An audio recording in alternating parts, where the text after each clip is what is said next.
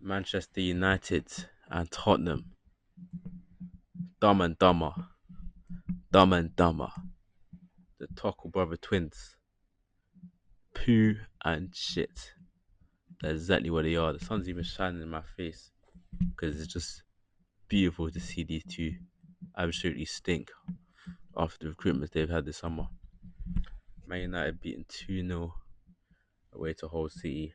Tottenham battered by Brentford. And yeah, let's unpick the Manchester United game first, man. Obviously 2-0 and done by two set pieces. 17:38. That's the minutes of the goals. First half, you'd think Man United have they got the quality to come back in the second half. Oh, they didn't. They didn't. They did not have the quality, man. They did not have the quality, and yeah, Man United spooky conversations, man.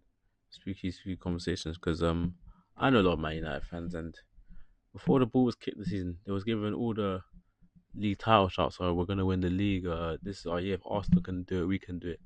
But you think Arsenal would have lost the whole seat yesterday? Absolutely not. Absolutely not, man. And but they were poor. They deserved to lose that game, man. Hull done a job on Manchester United. They done a job on them, and bro, the intensity, man. 12:30 kickoff. Don't trust that early kickoff. You don't trust it. You don't trust it, and it just shows when you're home, when you have the passion, when you have the desire, you can pull off a result, man. When the fans are up for it and you're up for it, you can pull up any result. And anyone in the Prem can beat anyone on their day, bro. I've been saying it.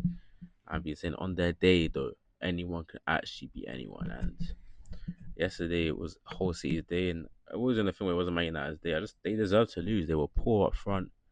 They got done by the set pieces.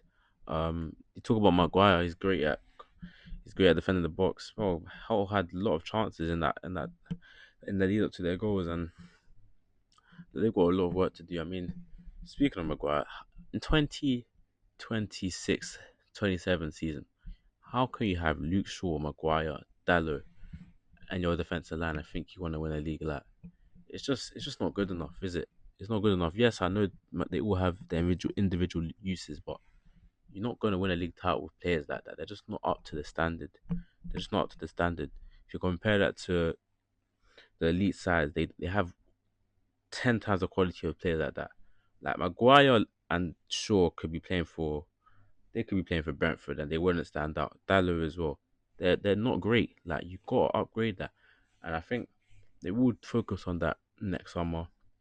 I think that will be the next phase of the rebuild. I know they want Lewis Hall. Whether that they will get that deal over the line, I'm not really sure. But yeah, man, I can't lie. That defense of Manchester United is vulnerable. It is vulnerable. If Hull City can score two, anyone can score two. Because if you look at that back line today, that is going to be their back line this season until the Lit maybe comes back from injury, or you get Lewis Hall in. Because Alessandro is going to be a similar situation for him. He's sure he's going to get beat in the air as well, man. He ain't a centre back, 5'7" centre back. I've never seen that before, man. I've never ever seen that. But yeah, obviously, like we said, holders of the win. Obviously they sat compact, low block. They sat up in a 3-4-2-1. Off the ball was a 5-4-1. Um, and yeah, they sat deep, and the transitions were they started from out wide, the two wing backs, and there was no space in the middle. Um, Manchester United could not break that down, and I mentioned the video about Bruno Fernandes, bro. My man wants to drop deep and start pinging balls. Nah, bro, you're number 10, bro. You're meant to unlock. Couldn't do it today. Couldn't do it today at all. Yuri Tielemans. I was hearing him and Santos are gonna bop the ball around teams. They're gonna just bop around you. Can't press them. We're gonna just bop around you. Where was that today? Where was that today? Because I wasn't seeing no passing today.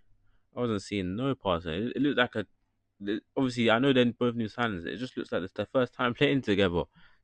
It might take some time. It may take some time, but they were both not good today, and hence why they were hooked. Hence why they were hooked. Tielemans, you can see the lack of legs in there. You can see the lack of legs. I think Tielemans and Santos can't play together because you're lacking that. You look at Tielemans at Aston Villa, he played with like a Kamara, like a Onana, like an athletic, them gritty midfielders. Santos is not that. Santos is not that. And they were both decent on the ball at Villa.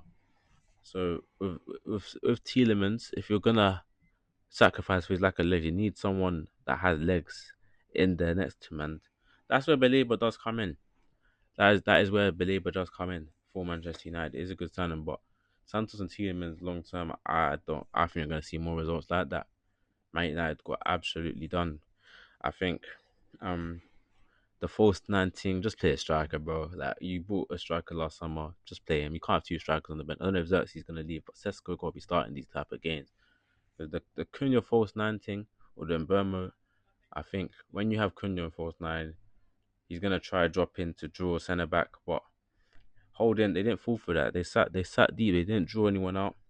They let Cunha drop deep and see what he can do from deep. And United didn't create anything, man. I think their only real chance came in like the 78th minute, and yeah, it was comfortable for Hull City, man. Dorgu on the left wing in a low block, he is dying out there. Man was saying he's gonna be the next Saka fullback playing on the wing. Nah, bro. Nah. When you look at Dorgu, he looks like he's playing in Timberlands on the wing. When you have Dorgu operating the half spaces, it just you can just see the lack of quality. He looks like he's playing in Timberlands when he's on the wing, man. And I remember his best position is up out wide. It's the same as Frimpong. He's a wing back. He's just he he attacks like a defender and defends like an attacker. A bit similar, but at least Dorgu, he's got a bit more to his game. I could say, but the tech ain't really there, and the quality, it's not there either. It's really not there. But yeah, Manchester United, they gotta make some improvements. But Labour needs to come in. They need to probably get a fullback as well, and bro, they need to learn how to play this football. Because last season on the carrot, they did the transitional thing. Um, Obviously to study the ship. Now teams are gonna give you the ball and say, "Cool, come break us down." And if we're gonna set up like that, we're gonna struggle in a lot of games this season. We're gonna struggle in a lot of games, lots of games because to me it just seems like Man United attackers don't have large space to operate in. They struggle. None of them are really great against low blocks. Like if you analyze it, bro, Rashford ain't really a low block player. Cunha, I could probably maybe he is the most likely to create something out of nothing. And Burma absolutely not. He's not a great dribbler. Um, yes, he's quick, but he's not beating his man. That's why he gets slapped up front. And Bruno Fernandes is just a terrorist of the football. So they've got issues. They've got issues that they need to work out. I think obviously they get Baleba and obviously they have teammates that could really help them. I think Lewis Hall, an offensive fullback, just an upgrade on Shaw, that could help them as well. But they've got work to do. They've got work to do, man. And it's happy to see my ops back to reality, man. After they're getting their hopes up over the summer. Obviously you have City beating Bournemouth as well, late win. And bro, Turkey came off the bench and got 2 assists. I've said it before and I say it again. Turkey is the best attacking midfielder in the league, bro. He's just quality, bro. Just quality. Change the game like that. Like I don't know how he wasn't starting. I really don't know. Foden, man, we got to talk about him. He's got one last chance for me. I'll be real. This season, this make or break. We're gonna see this guy at flipping Everton or something like that, or maybe even in Saudi, bro. Maybe because, bro, 3 stinky seasons. You've had two. If you have three, I think it might be a write-off, man. You weren't great yesterday, man. I don't know what your best position is. You're not a winger, Foden, man. It's clear to see that you are not a winger. So with Maresca, how he likes to have like a box midfield and focus on wide play. They weren't creating much from out wide in the first half. I mean, yeah, in the first half because Foden wasn't doing much. He really wasn't doing much, man. I mean, Bournemouth's goal came from transition as well. I think that midfield three, they need profiles in there. They do. Anderson hooked. He wasn't great. I think they had Mark Gay stepping up in there. they've lost a lot of players, man. See, it's gonna be a transitional season for them. I think they'll be fine. They've got enough quality, but boy, it's good to see my ops fall off as well, man. It's good to see my ops. I think was it Rico Lewis who was in there. Rico Lewis starting in the midfield for you. What is that? What actually is that, man? They need profiles in there. I think Enzo Fernandez will come in. They agreed to deal for Ruddy. Obviously Savinho has been sold. They've signed Alan. It's all a bit mad for them. Marmoush has gone. Like they've lost a lot of players. They have lost a lot of players, but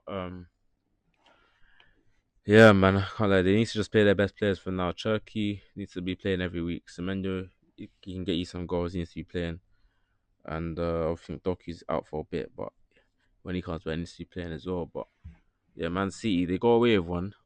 They got away with one. Ryan Cherky saved the day for them, as he was doing last year. Um, but yeah, for transfer news, I think they want Gakpo.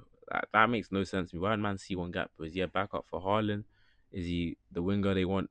Because I don't know. That wouldn't make sense to me. I mean, I can see like is he man? It's not Man City quality. Like Gakpo, he works hard. I guess he helps defensively, but in terms of being dangerous and creating openness from out wide, he's not gonna do that. He's just gonna cut in and shoot. Why would City want Gakpo for the football Resco trying to play?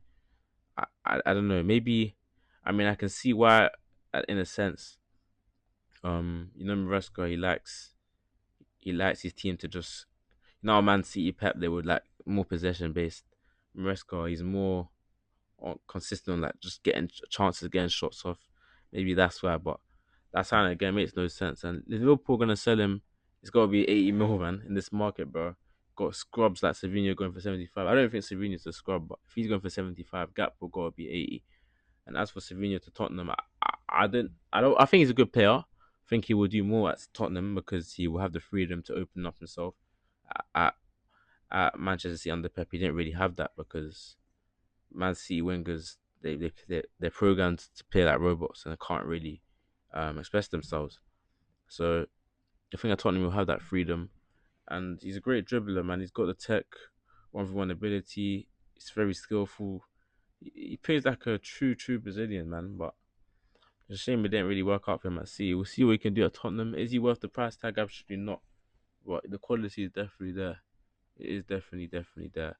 As for Tottenham, battered by Brentford, absolutely battered, and yeah, they were beat physically. I didn't really watch too much of the game, but I've looked back at it, beaten physically, absolutely destroyed.